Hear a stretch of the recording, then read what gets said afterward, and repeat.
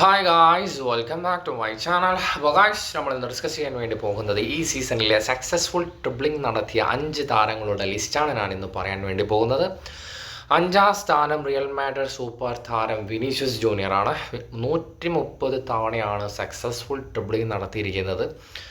ഈ ഒരു സീസണിലെ വിനീഷ്യസിൻ്റെ പെർഫോമൻസ് നോക്കുകയാണെങ്കിൽ സീസൺ സ്റ്റാർട്ടിങ് തൊട്ട് അപാര ഫോം ആയിരുന്നു. പക്ഷേ എനിക്ക് പേഴ്സണലി ഫീൽ ചെയ്തത് ബാലൻഡിയോർ മിസ്സായതിന് ശേഷം എന്തൊക്കെയോ നഷ്ടപ്പെട്ട് എന്നുള്ള ഒരു വളരെ മെൻ്റലി ഡൗൺ ആയിട്ട് എനിക്ക് കാണാൻ വേണ്ടി സാധിച്ചു. കാരണം വളരെ അധികം എക്സ്പെക്റ്റ് ചെയ്ത ഒരു കാര്യം തന്നെയാണ് വിനീഷ്യസിനെ സംബന്ധിച്ചിടത്തോളം. അതും നെയ്മർ ജൂനിയർക്കും ബ്രസീലിൽ നിന്ന് ഒരുപാട് കാലങ്ങൾക്ക് ശേഷമാണ് ഇങ്ങനെ ടോപ്പ് 3 പ്ലെയർ വരുന്നത്.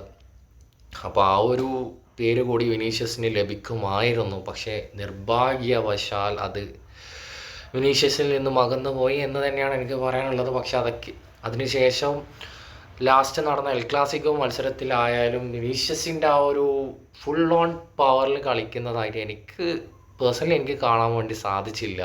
ആ ഒരു മത്സരത്തിൽ എംബാപ്പെ ഫെഡെ ആൽവറുടെ അതുപോലെ റുഡിഗർ ഒഴികെ ബാക്കി എല്ലാവരും വേഴ്സ്റ്റ് പെർഫോമൻസ് തന്നെയാണ് എന്നാണ് എനിക്ക് പറയാനുള്ളത്. 4ാം സ്ഥാനത്ത് എം സൈമൺ, ലീഗ് 1 താരം, നൈജീരിയൻ സ്ട്രൈക്കറാണ്. 133 തവണയാണ് സക്സസ്ഫുൾ ട്രിബിളിംഗ് നടത്തിയിരിക്കുന്നത്. 3ാം സ്ഥാനത്ത് ടോട്ടൻഹാം താരം കുലുസസ്കിയാണ്. 139 തവണയാണ് കുലുസസ്കി സക്സസ്ഫുൾ ട്രിബിളിംഗ് നടത്തിയിരിക്കുന്നത്. ഗാരത്ത് ബെയിൽ പോയ ആ ഒരു സീസണിൽ ഈ ഒരു പ്ലെയർ റയൽ മാഡ്രിഡിലേക്ക് വന്നാൽ കൊള്ളാമായിരുന്നു എന്ന് പേഴ്സണലി ചിന്തിച്ച ഒരു വ്യക്തി കൂടിയാണ് ഞാൻ. അത്യാവശ്യം ആ ഒരു റയൽ മാഡ്രിഡിൻ്റെ ആ ഒരു പ്ലേയിങ് ലിസ്റ്റിലേക്ക് ഉൾപ്പെടുത്താൻ പറ്റിയൊരു പ്ലെയർ ആയിട്ടാണ് എനിക്ക് ആ ഒരു സമയത്ത് തോന്നിയിട്ടുണ്ടായിരുന്നത്. യുവൻറ്റസ് കാണിച്ച ഏറ്റവും വലിയ മണ്ടത്തരത്തിൽ ഒന്നും കൂടിയാണ് കുലുസസ്കി, അതുപോലെ കിസിയ ആൻഡ് ഡിബാല.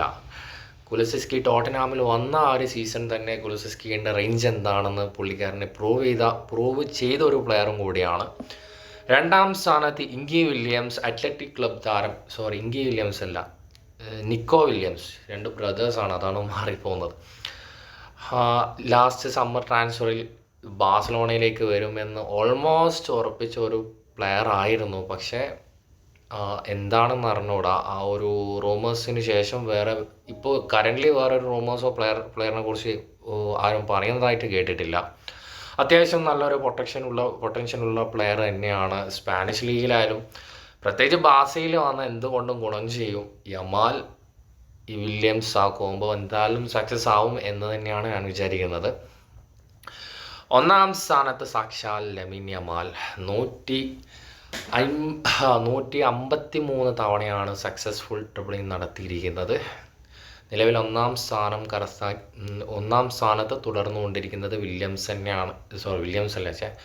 യമാൽ തന്നെയാണ്. യമാലിനെ കുറിച്ച് പ്രത്യേകിച്ച് ഞാനൊന്നും പറയേണ്ട ആവശ്യമില്ലാത്തതുകൊണ്ട് ഞാൻ പ്രത്യേകിച്ചൊന്നും പറയുന്നില്ല. എല്ലാവർക്കും പുള്ളിക്കാരൻ്റെ റേഞ്ച് എന്താണെന്ന് ഓൾമോസ്റ്റ് എല്ലാവർക്കും അറിയാവുന്ന കാര്യം തന്നെയാണ്. ഗൈസ്, നെക്സ്റ്റ് വീഡിയോയുമായി വീണ്ടും കാണാം.